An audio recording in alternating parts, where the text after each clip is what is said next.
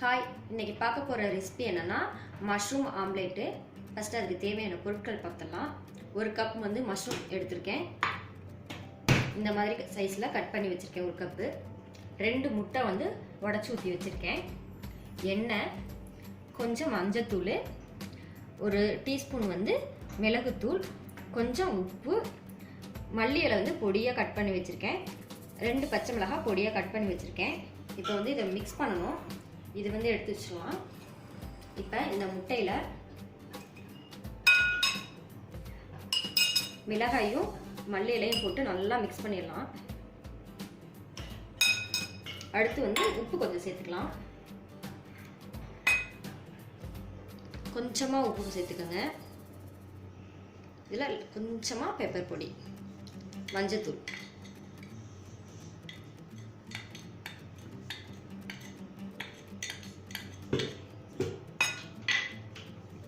இது நல்லா மிக்ஸ் பண்ணிடலாம்.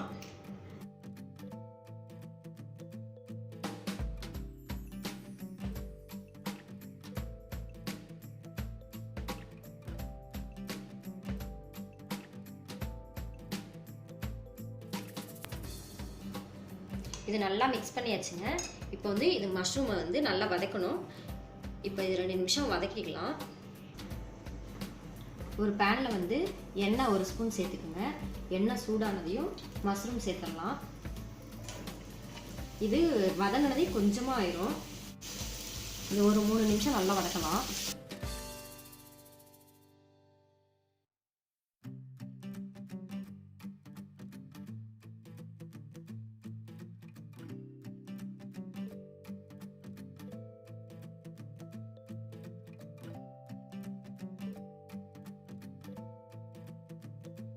இதில் கொஞ்சமாக இதுக்கு தேவையான உப்பு மட்டும் சேர்த்துக்கோங்க. ஏன்னா அங்கே முட்டையிலே உப்பு சேர்த்துருக்கோம்.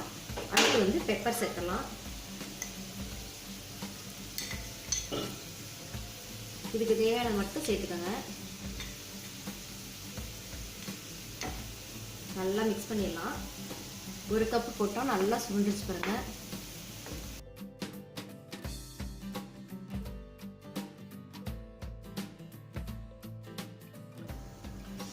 நல்லா வதங்கிடுச்சுங்க. இப்போ வந்து இதை ஒரு கப்பில் எடுத்துடலாம்.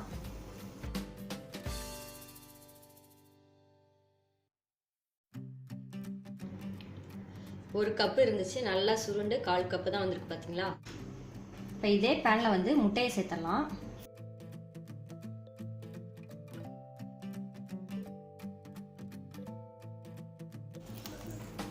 இப்போ முட்டையை ஊற்றியாச்சு. இதுக்கு மேலே வந்து மஷ்ரூம் சேர்த்துடலாம்.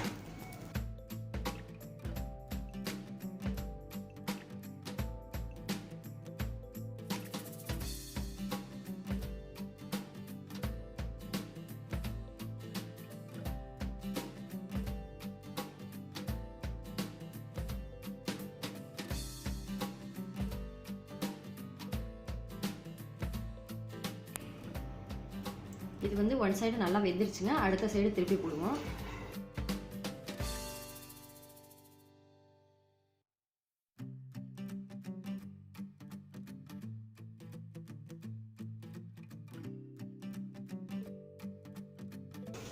அடுத்த சைடு நல்லா வெந்துருச்சுங்க. இதை எடுத்துடலாம், பிளேட்டுக்கு மாற்றிடலாம்.